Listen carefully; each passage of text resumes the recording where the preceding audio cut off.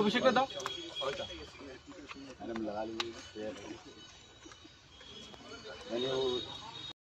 Development যে work এটা চলছে, এটা প্রায় 101 কোটি টাকার প্রজেক্ট।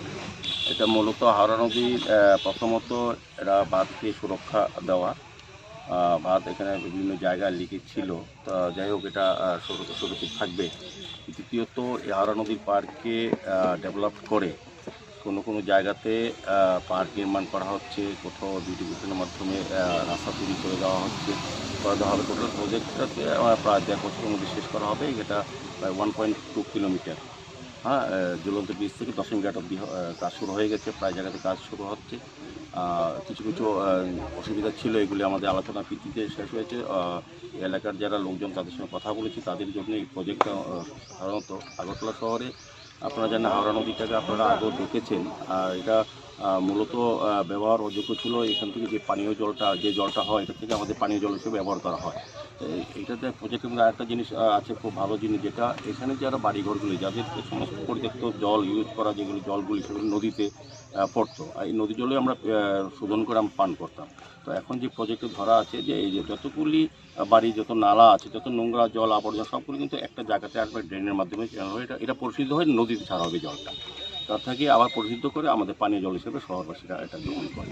এই প্রজেক্টে কিছু জায়গা আছে, কিছু হর্টিকালচার বাগান করা আছে, কিছুগুলো আপনার সবজি লাগানো হবে, সবজি গাছ এরকম লাগানো হবে, ফুল লাগানো হবে, চিলড্রেন্স পার্ক হবে, সাইক্লিং জায়গা হবে। এটা মানে দেখার জায়গা হবে। নদীর জায়গাটা পরিত্যক্ত ছিল, মানুষ আসতে পারতো না, আবর্জনা থাকতো, সমস্ত পরিত্যক্ত জিনিসগুলি মানুষের আবর্জনাগুলি নদীতে বা নদীর পাড়ে ফেলতো। এখন কিন্তু এই জায়গাটা পরিবর্তন হয়ে যাবে, এই কিছুদিনের মধ্যে, আগামী 1-1.5 বছরের মধ্যে হয়তো এটা শেষ হয়ে যাবে।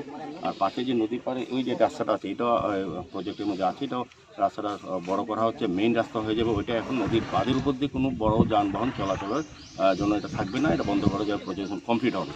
আর ওই পাশে যে রাস্তাটা, এটা বড় করে প্রায় 21 ফুট রাস্তা হচ্ছে, চওড়া হচ্ছে, দুপাশে ড্রেন হচ্ছে, ওয়াল হচ্ছে, গার্ড ওয়াল হচ্ছে। আলটিমেটলি এই জায়গাটা একদম উন্নত হয়ে যাবে। সেটা আগে যেটা দেখেছে মানুষ বা দেখছে এখন নদীর পাড়, সেটা থাকবে না। এটা এখন পর্যটন জায়গা হবে, এখন মানুষের দেখার জায়গা হয়ে যাবে। আলটিমেটলি আমি আশা করবো যে নদীর পাড়ে যারা দুপারে যারা বসবাস করে তারা যাতে সহযোগিতা করেন।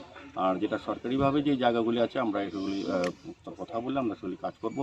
যারা ক্লাব বা সংস্থা আছে, বিভিন্ন ব্যক্তিরা যারা নদীর পাড় দখল করে বেআইনিভাবে যারা আছেন, তাদেরকেও আমরা আলোচনা ভিত্তিতে সরিয়ে দিয়ে এই কাজটা করবো। সার্বিকভাবে সরকারি কাজে এই স্মার্ট সিটির বিশেষ যে প্রজেক্ট, এটাকে সফল করার জন্য আমাদের সরকার, আমাদের পৌর নিগম কাজ করছে। আমার সঙ্গে ডক্টর শৈলেশ যাদব, যিনি স্মার্ট সিটি সিও, আমাদের মিউনিসিপ্যাল কমিশনারও, উনি ভালো কাজ করছেন। আমি বলবো ওনাকে ধন্যবাদ জানাই। ওনার বিশেষ তদবিরেই বা উদ্যোগেই আমাদের স্মার্ট সিটি কাজটা সফল হতে যাচ্ছে, বা আমাদের সরকারেরও সহযোগিতা আছেন, পৌর নিগমে যারা আছেন, আমাদের কর্পোরেটর এখানে আছেন, অতিথি পর্যায়ে তপন রোদ আছেন, আমাদের সঞ্জয় শাহ যিনি আছেন, এবং আমরা সবাই আগরতলা পৌর নিগমের সমস্ত কর্পোরেটর যেখানে যেখানে স্মার্ট সিটির প্রজেক্ট হচ্ছে তাদের সহযোগিতা করছেন।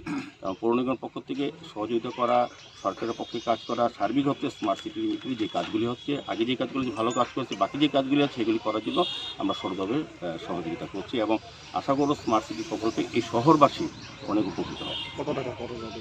এটা 101 কোটি টাকা প্রজেক্ট আছে আপাতত। এখন পরিস্থিতি অনুযায়ী প্রজেক্ট বৃদ্ধি করা হয়, রেজুলেশন নেওয়া হয়। সার্বিকভাবে স্মার্ট সিটি, পূর্ত দপ্তর, নগরায়ণ দপ্তর এবং পৌর নিগম মিলে সারা শহরকে সুন্দরভাবে সাজানোর চেষ্টা করা হচ্ছে। বিভিন্ন যা দপ্তরে কাজগুলি করা হচ্ছে।